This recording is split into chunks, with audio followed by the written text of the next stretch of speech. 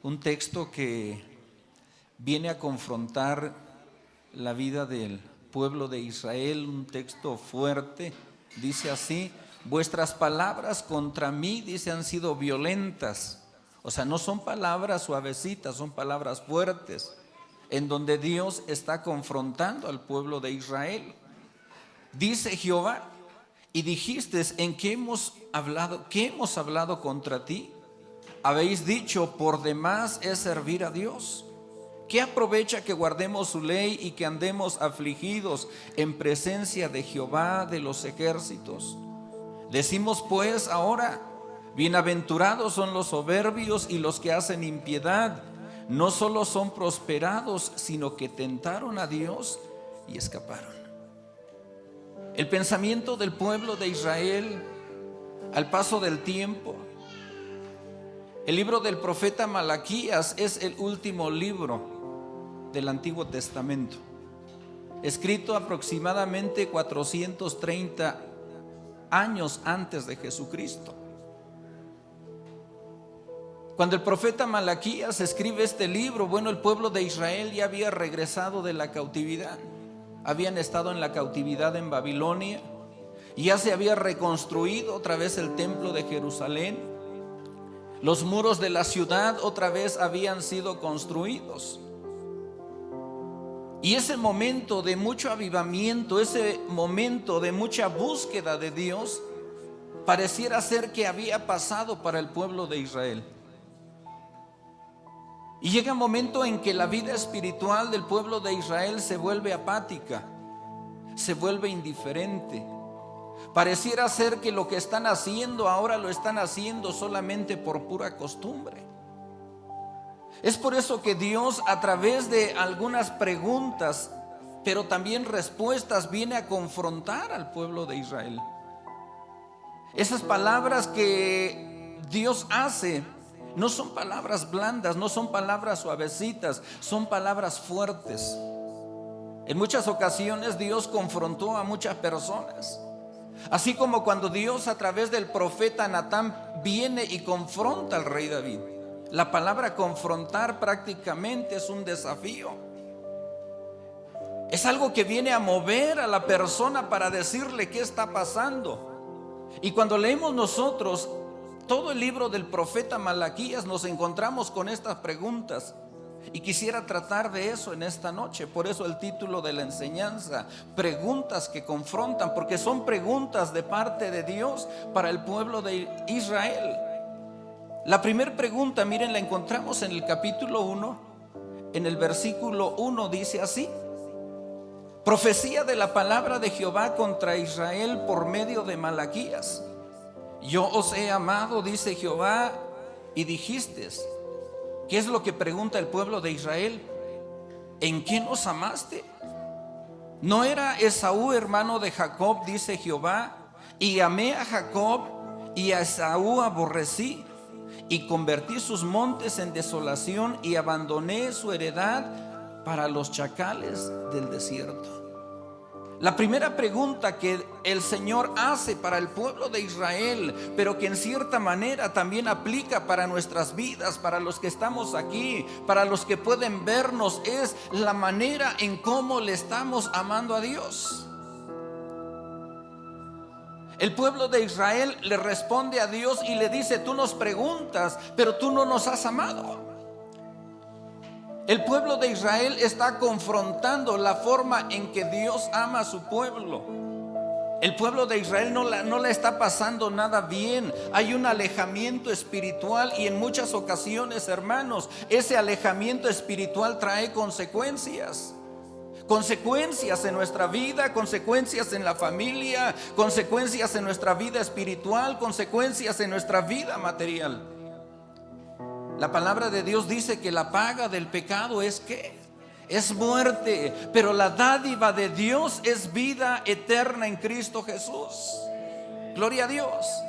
Y la pregunta que Jesucristo hace dice: yo os he amado, dice Jehová, y ustedes me dicen, ¿en qué nos amaste?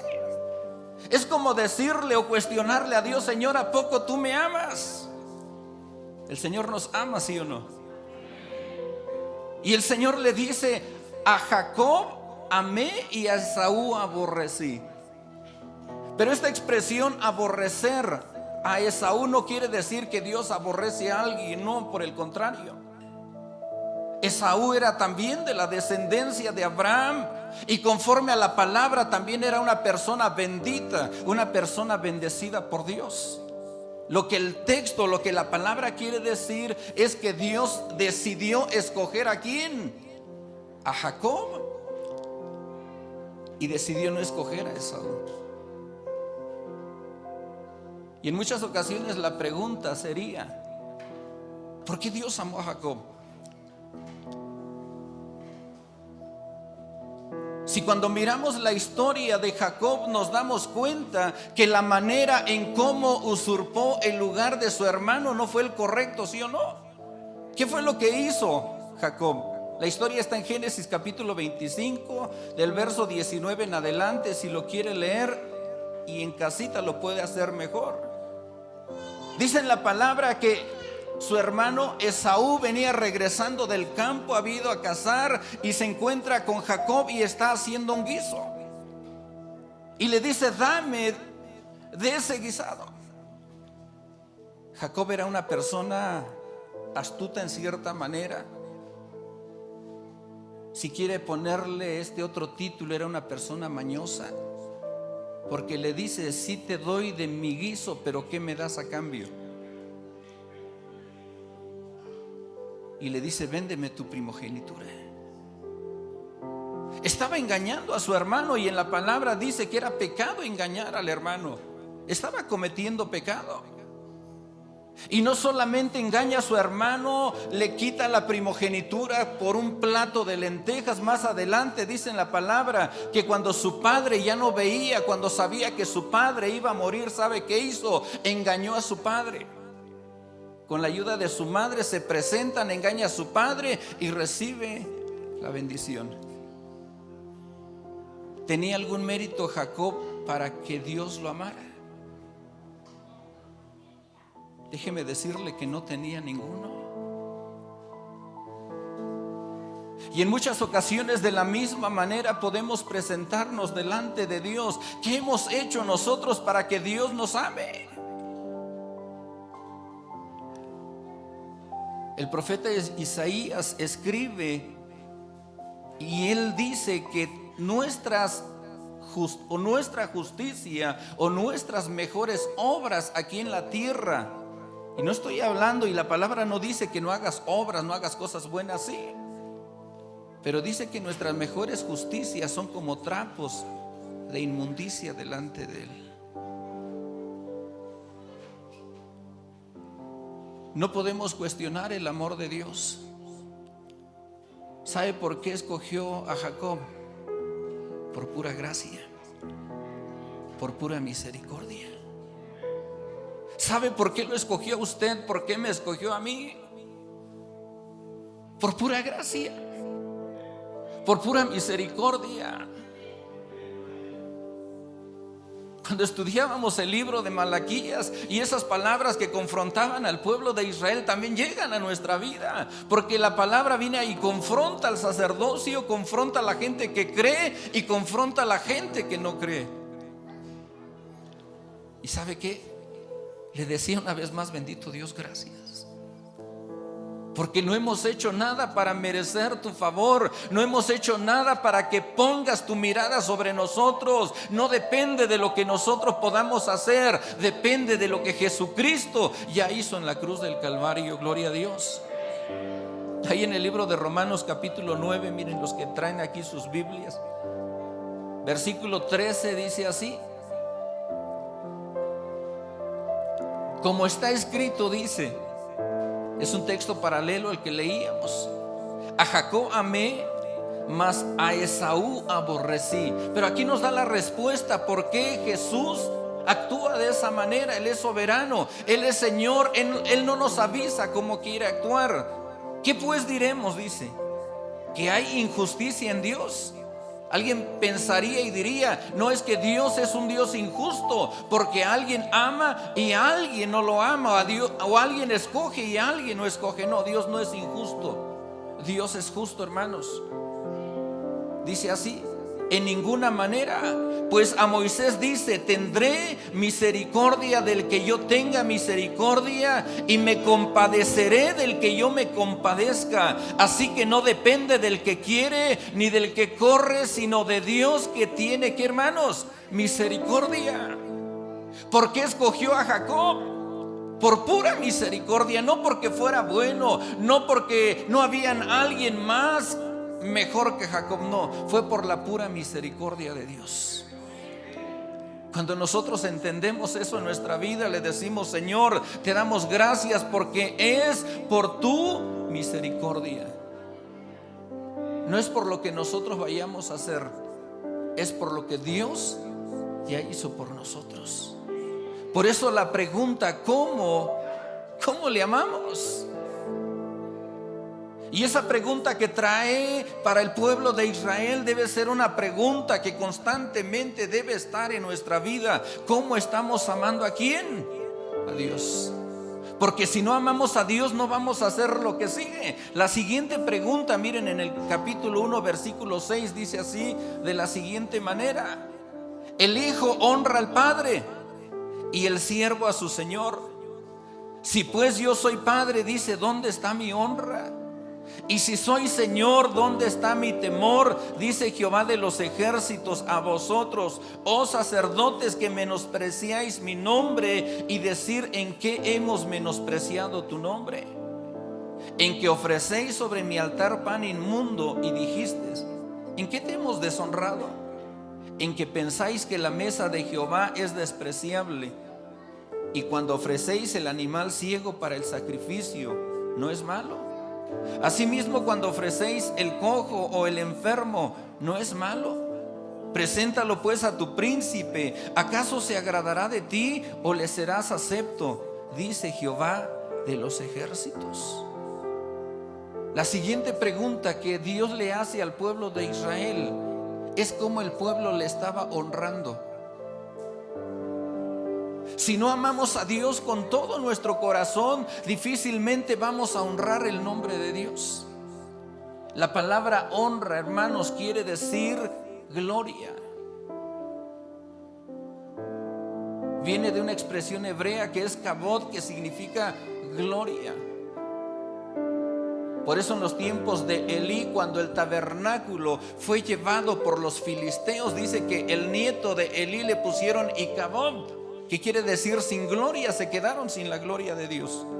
Pero también la palabra honra significa respeto, admiración, reverencia y retribución. ¿Sabe qué era lo que estaba haciendo el pueblo de Israel? Ellos tenían el conocimiento de cómo se realizaba el sacrificio.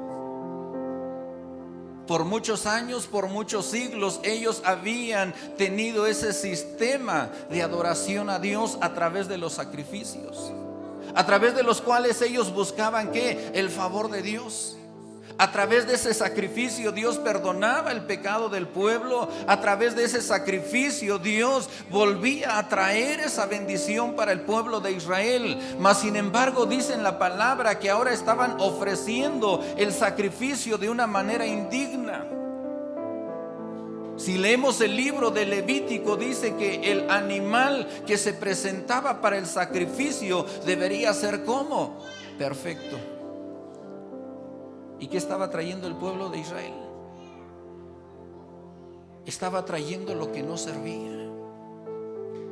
Y no solamente era el pueblo, hermanos, era el sacerdocio. El sacerdocio en muchas ocasiones lo que hacía era traer esos animales y decirle al pueblo: el animal que tú me traes no me sirve, debe ser este que yo tengo. En otras palabras, esos animales, ¿quién los proveía? El sacerdocio. Entonces no solamente el pueblo no amaba a Dios como debería de amar, también quienes estaban a cargo de decirle al pueblo: debes amar a Dios de esta manera, debes honrar a Dios de esta manera, debes respetar a Dios de esta manera, no lo estaba haciendo. Gloria a Dios. Ahora en nuestra vida nosotros podemos decir: pero ahora yo ¿qué puedo sacrificar? ¿Qué le puedo llevar a Dios para que sea grato delante de Él?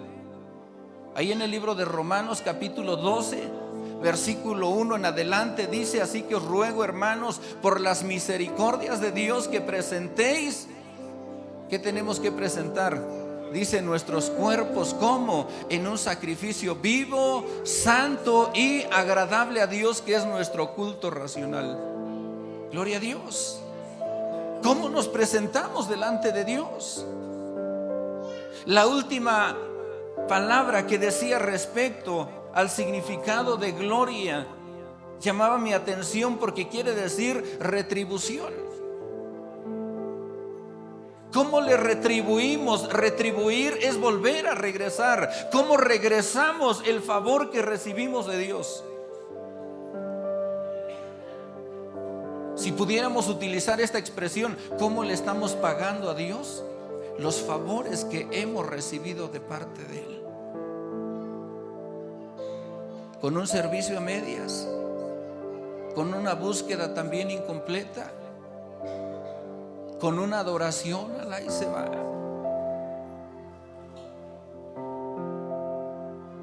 Dios se merece lo mejor. Y en muchas ocasiones decimos: es que es para honra y gloria de Dios. Pero es lo que decía el pueblo de Israel. Llevaban ese animal cojo, ese animal ciego, ¿y qué decían? Es para honra de Dios.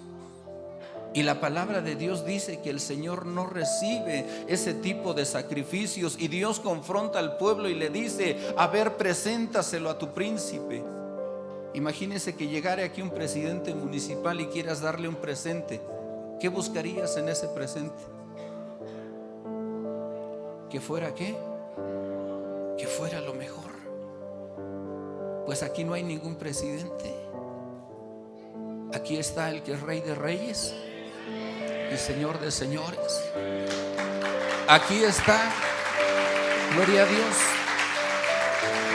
aquel que dio lo mejor para ti, que dio lo único valioso que tenía. Dice Juan 3:16: porque de tal manera amó Dios al mundo. ¿De qué manera nos amó? Que fue capaz de dar a su Hijo, lo más valioso que Él tenía, para que usted gozara de la salvación, para que yo gozara de la salvación. En muchas ocasiones nos detenemos en ofrecerle lo mejor al Señor.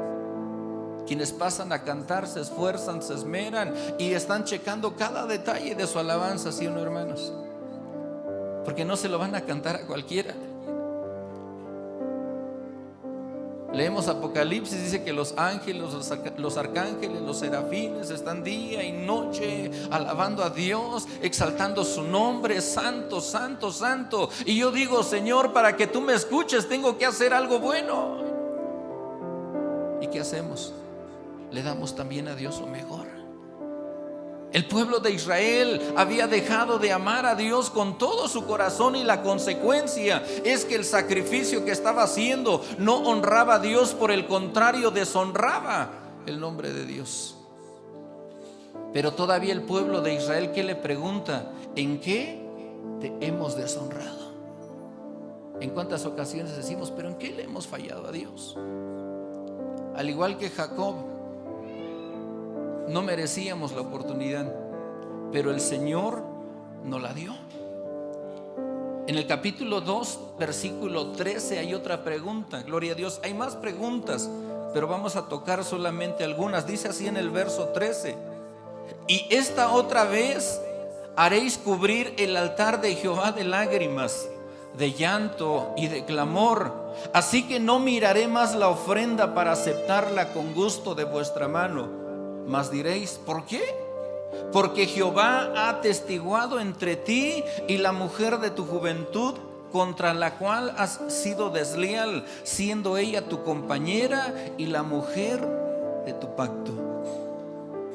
El pueblo de Israel le pregunta al Señor: Señor, ¿por qué la bendición para el pueblo de Israel se acabó? ¿Por qué pareciera ser que esas ventanas de los cielos se habían cerrado para el pueblo de Israel? Había una razón: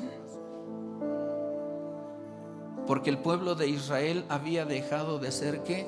Fiel. Esa infidelidad no solamente se traduce que el esposo pueda engañar a su esposa, no, hay una infidelidad espiritual. El pueblo de Israel había caído otra vez, ¿en dónde? En la idolatría. Había ido en pos de otros dioses y le estaba haciendo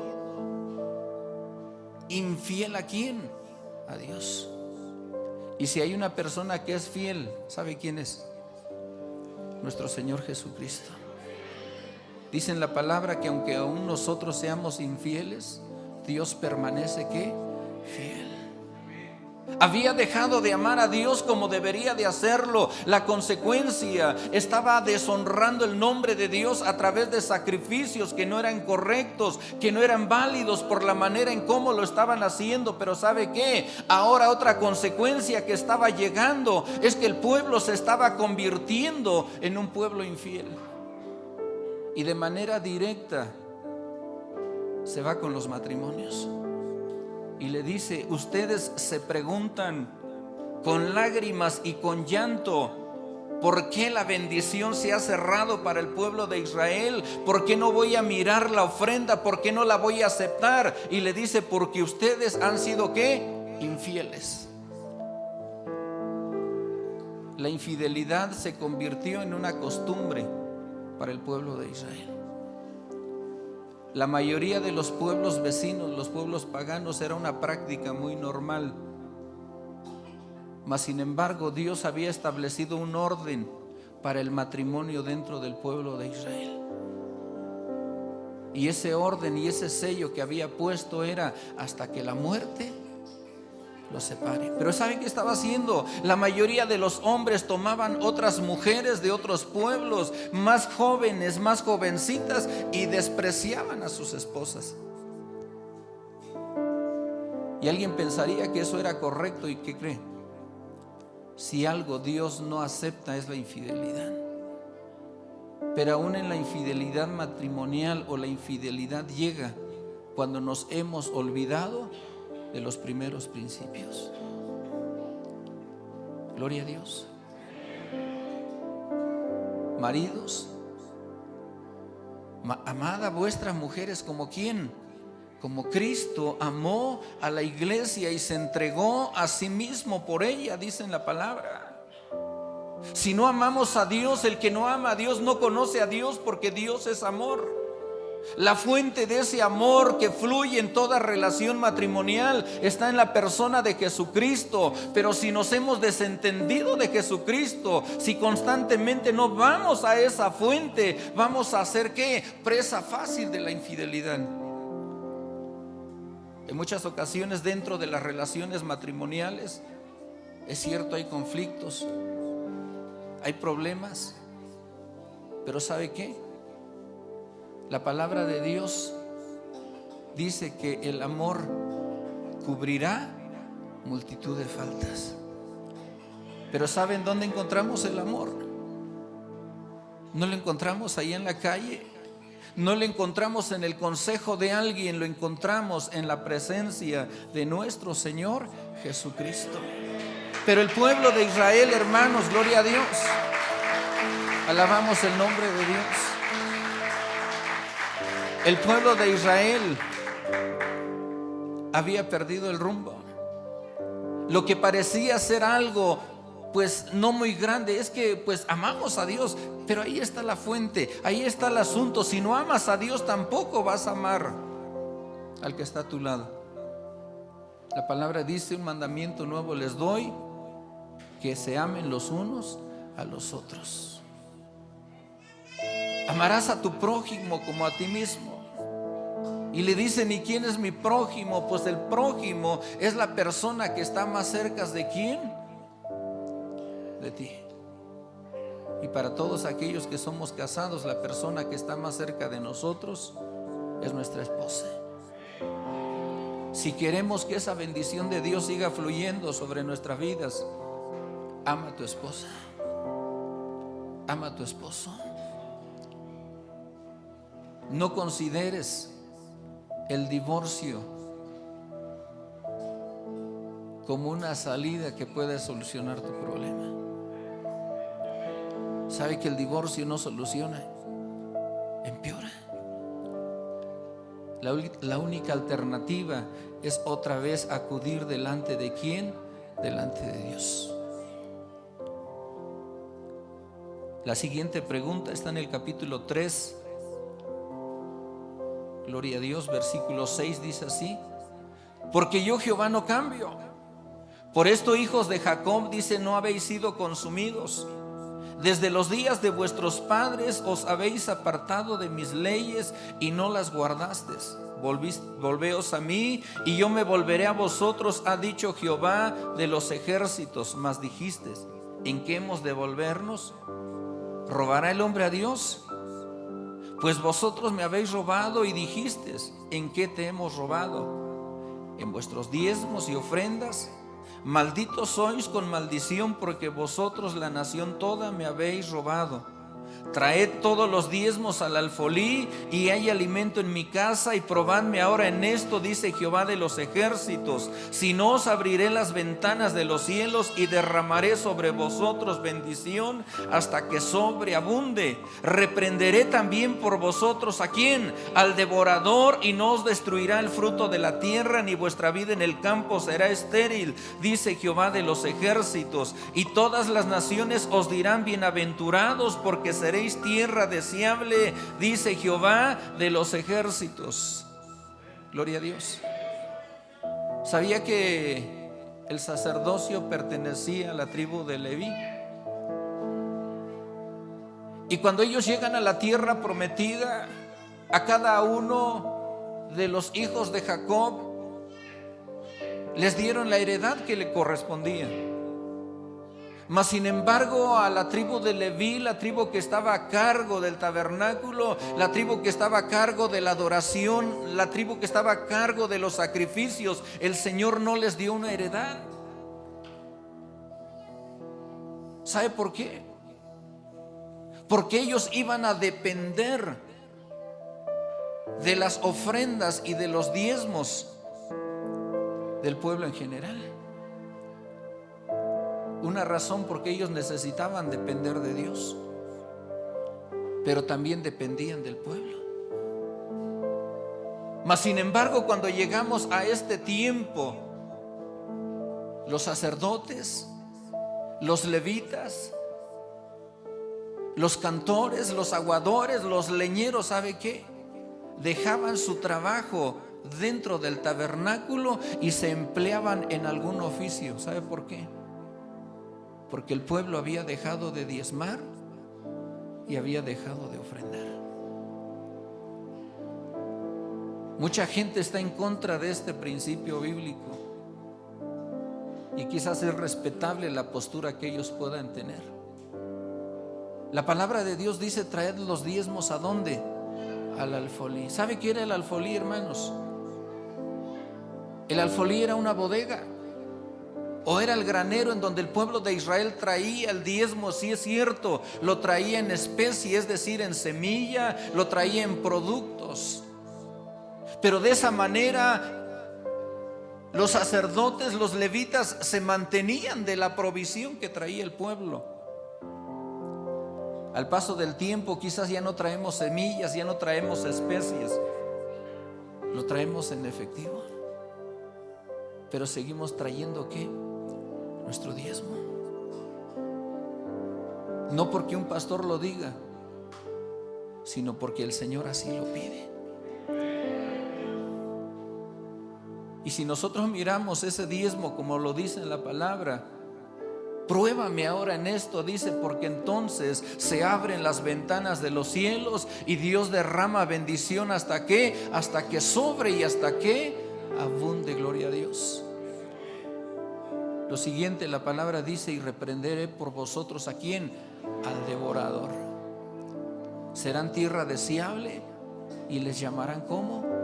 Bienaventurados. Los diezmos, las ofrendas son un principio que generan bendición para nuestra vida. El pueblo de Israel estaba quitando a Dios la parte que le correspondía.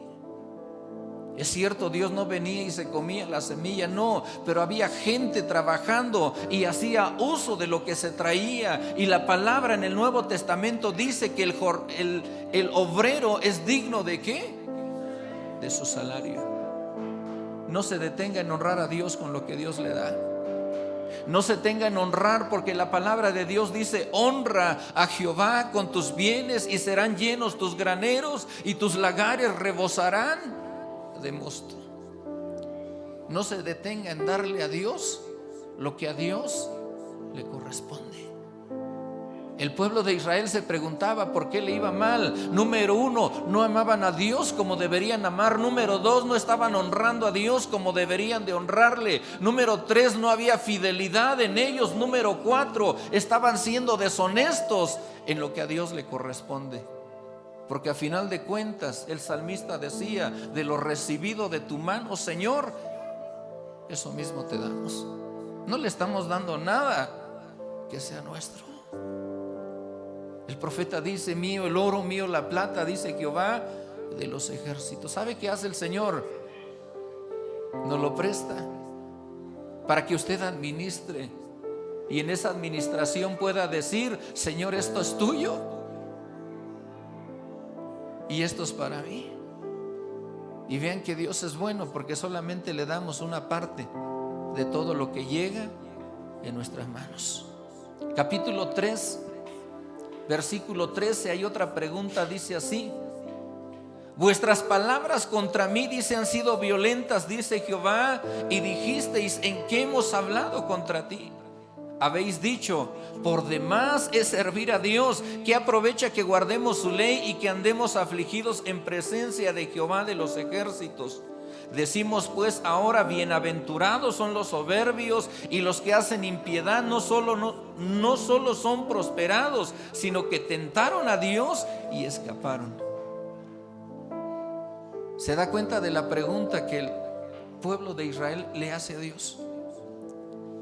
¿De qué sirve servir a Dios? Pero si no amo a Dios, si deshonro el nombre de Dios, si le soy infiel a Dios, si no le soy fiel con mis finanzas, ¿qué más queda? Que un día usted se pregunte: ¿vale la pena servir a Dios? Porque eso es lo que quiere decir la pregunta. Por demás es servir a Dios. La palabra por demás quiere decir que lo que hacemos es en vano, que lo que hacemos no tiene sentido, que lo que hacemos no tiene propósito. Es lo que el pueblo de Israel está diciendo. ¿De qué nos sirve servir a Dios? Quizás la situación que estaban viviendo les llevaba a pensar: mira, a los que no buscan a Dios les va mejor. ¿Se ha dado cuenta de eso? ¿Por qué el que no teme a Dios vive bien? ¿Por qué el que no teme a Dios ha prosperado? El salmista Asaf en uno de los salmos escribe y dice: cuando yo veía cómo los injustos prosperaban, mis pies a punto estuvieron de resbalar. Dice, es decir, quería ser como ellos. Pero el salmista Asaf dice: pero cuando yo vi cómo terminaban, entonces mejor le di gracias a Dios. Gloria a Dios.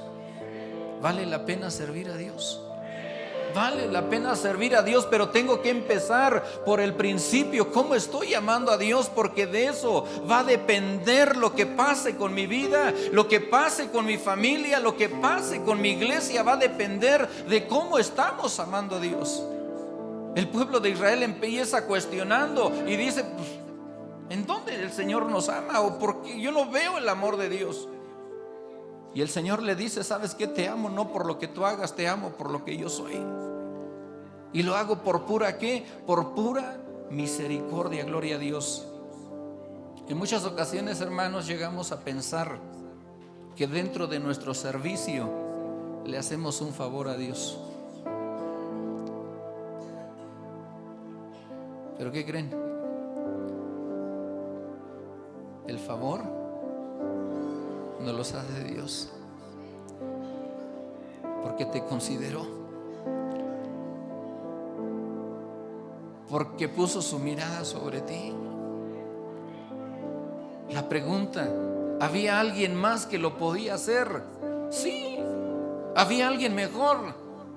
También yo siempre considero, habrá alguien que hable con más elocuencia, habrá alguien que tenga mejor preparación, pero le digo: Dios, gracias porque me tomaste a mí. Gracias porque te consideró a ti. No le hicimos un favor a Dios, Dios nos hizo el favor a cada uno de nosotros. Pero ¿sabe qué? Todo lo que nosotros vayamos a hacer no es en vano. Vea cómo concluye este capítulo, versículo 16. Gloria a Dios. Entonces dice: los que temían a Jehová hablaron cada uno a su compañero. Y Jehová escuchó y oyó, y fue escrito libro de memoria delante de él para los que temen a Jehová y para los que piensan en su nombre. La palabra de Dios dice que hay un libro de memorias. Un día nos presentaremos delante del tribunal de Cristo. Y ese tribunal, hermanos, no va a ser un juicio condenatorio. Va a ser un juicio para premiar a cada uno de los hijos de Dios. Dice en la palabra: para recompensar a cada uno según sea su obra. Gloria a Dios. Gloria a Dios. Dios va a recompensar el trabajo, Dios va a recompensar el esfuerzo, el sacrificio que cada uno de nosotros haya hecho estando aquí en la tierra. Pero no se espere a que llegue allá en el cielo, porque también la palabra de Dios dice que no hay nadie que haya dejado algo, su casa, su madre, su hijo, sus hermanos, por causa del reino, que no haya de recibir 100 veces más aquí en la tierra y en la venidera la vida eterna. Dios es fiel. Dios es fiel. Todo trabajo en el Señor no es en vano. Pero vea lo que dice el verso 17: y serán para mí especial tesoro, ha dicho Jehová de los ejércitos, en el día que yo actúe, y los perdonaré como el hombre que perdona a su hijo que le sirve. Entonces os volveréis y discerniréis la diferencia entre el justo y el malo, entre el que sirve a Dios y el que no. ¿Usted de cuál quiere ser?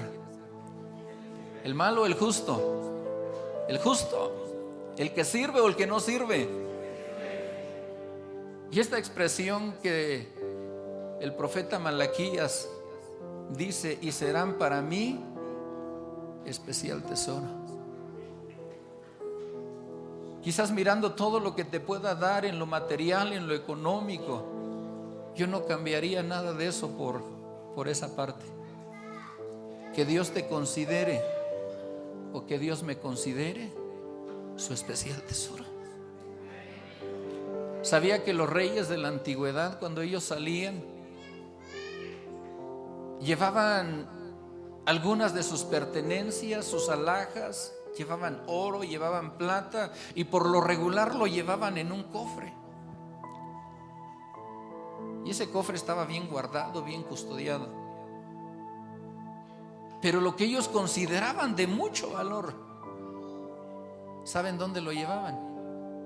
Dice la historia que se lo colgaban aquí en el pecho. Ese era el especial tesoro para aquellos hombres. Y si el Señor te lleva acá, es porque te lleva en su corazón. Y para que alguien pudiera quitarle eso que tenía un valor muy grande, tenían que pasar por encima de aquella persona, o tenían que quitarle la vida. ¿Y sabe qué fue lo que hizo Dios? Dio su especial tesoro también a su hijo,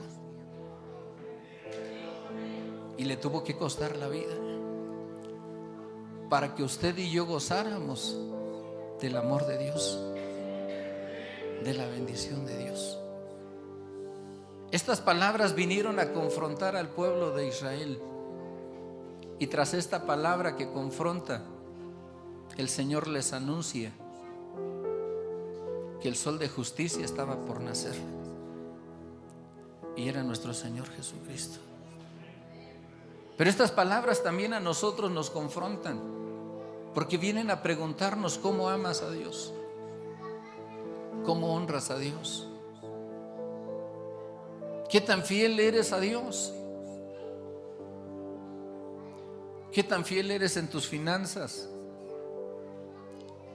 y cómo le sirves a Dios.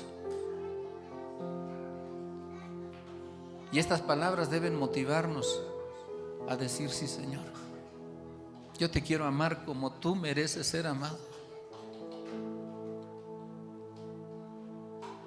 Yo te quiero amar como debes tú ser amado. Yo te debo honrar porque te tengo que honrar. Tengo que retribuir eso que Dios ha dado.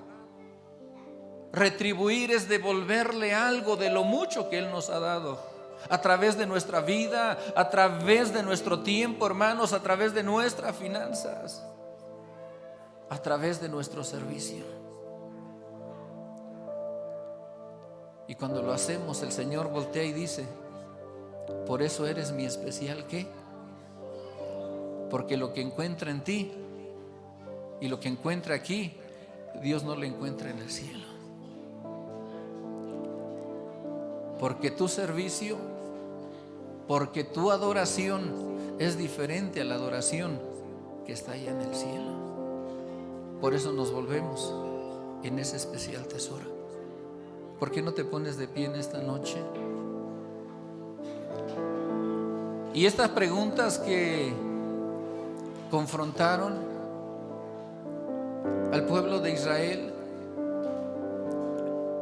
fueron preguntas que quizás causaron cierto malestar, porque no es fácil que te digan: sabes que no estás amando como debes de amar. Porque no es fácil que te digan que el sacrificio que estás haciendo no sirve. Porque no es fácil que te digan: sabes que no tienes que serle infiel a tu familia, a tu esposa. No es fácil que te digan: la manera en cómo estás sirviendo no es el correcto. Pero ¿sabe qué? La confrontación servía para dos cosas. Una era mala cuando causaba un daño, pero la otra era buena cuando se corregía lo que estaba mal. Y el pueblo de Israel entendió esa parte, que en muchas ocasiones la palabra nos confronta para corregir lo que no estamos haciendo bien. ¿Por qué no levantas tus manos y le dices: Señor, si es cierto, yo no sé cómo tú estás amando a Dios? La palabra dice: amarás pues al Señor tu Dios con todo tu corazón, con todas tus fuerzas, con toda tu mente, con toda tu alma. Dios no nos pide solamente una parte, Dios te está pidiendo una totalidad. Porque no debe haber más amor más grande en tu vida que el que debe ocupar nuestro Señor Jesucristo.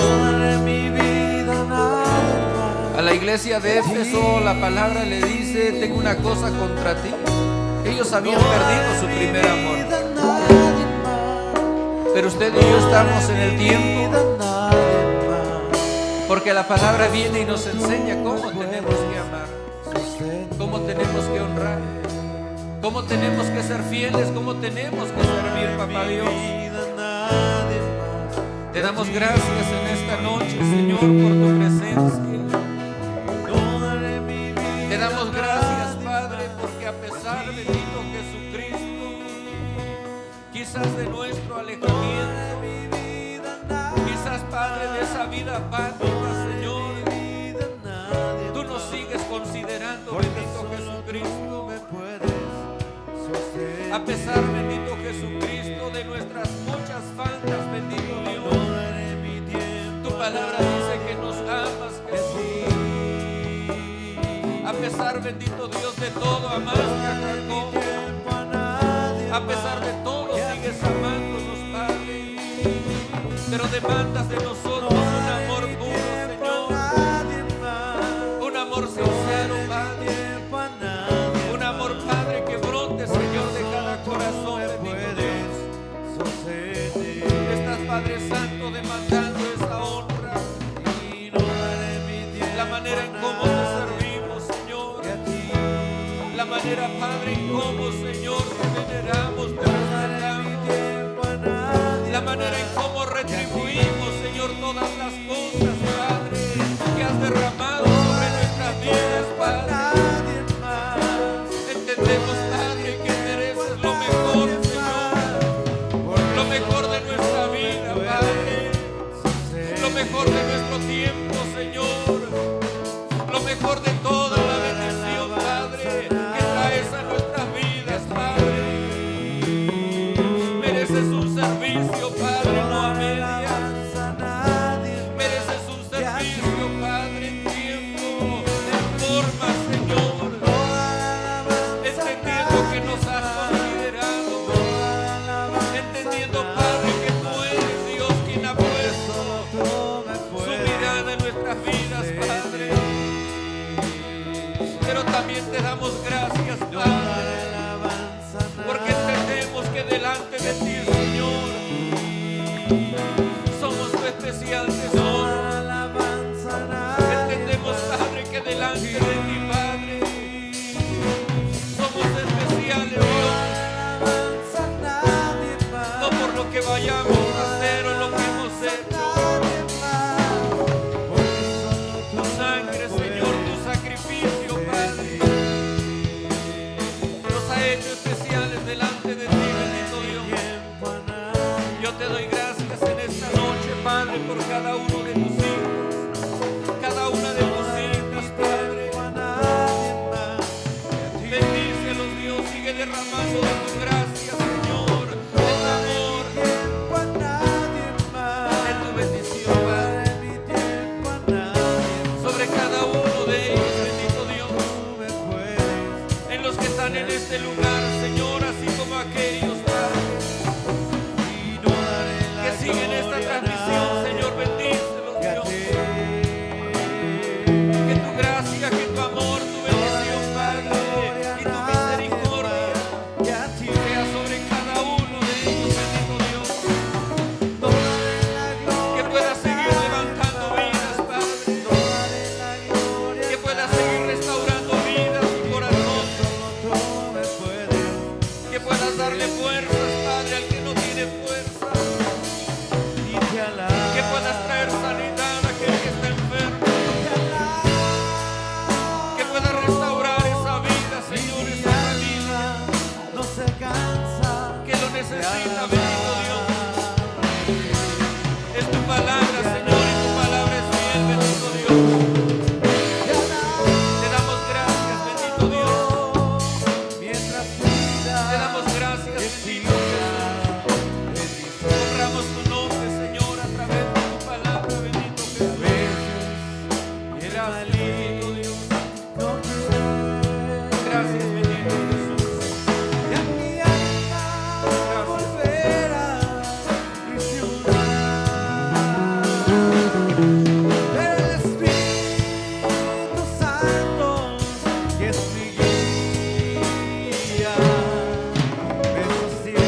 Aleluya, sí, Señor. Bendice Dios las peticiones de cada corazón, Señor, cada familia. Oramos por ellos, Dios. Pedimos, Dios, que considere, Señor Jesús, los problemas que se han suscitado, Dios, problemas de enfermedad de aquellas familias que están, Señor Jesús, buscando, Dios, un remedio, buscando una respuesta.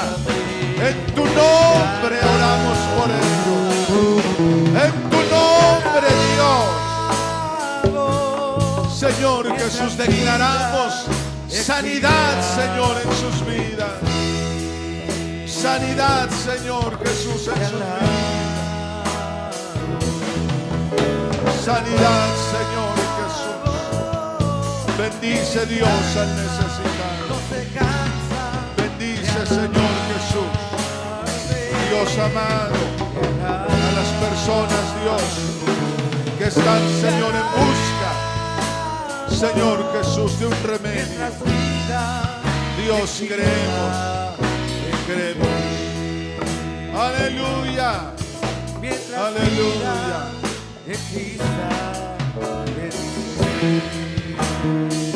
Alabe su nombre. Alabe su nombre. Dele palma. Dale palma. Dale palma.